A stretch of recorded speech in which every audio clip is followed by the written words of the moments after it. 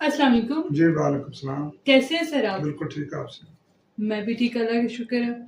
اچھا ناصر صاحب، یہ بتائیں کہ قرآن اور حدیث شریعت اسلامیہ میں کیا برابر درجہ رکھتے ہیں؟ اور یہ بھی بتائیں کہ دین میں صرف قرآن کافی ہے یا حدیث کو بھی مستقل بنیاد ماننا لازم ہے؟ اور یہ بھی بتا دیں کہ قرآن اور حدیث میں فرق کیا ہے؟ بسم اللہ الرحمن الرحیم.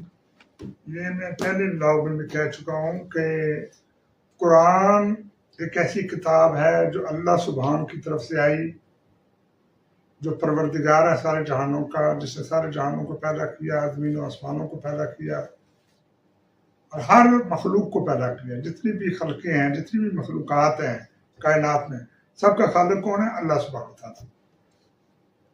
حضرت آدم علیہ السلام سے لے کر حضرت محمد رسول صلی اللہ علیہ وآلہ وسلم تک جتنے انبیاء ہیں وہ تمام کا ایک ہی الہ واحد، یعنی ایک ہی معبود ہے، وحدہ لا شریک.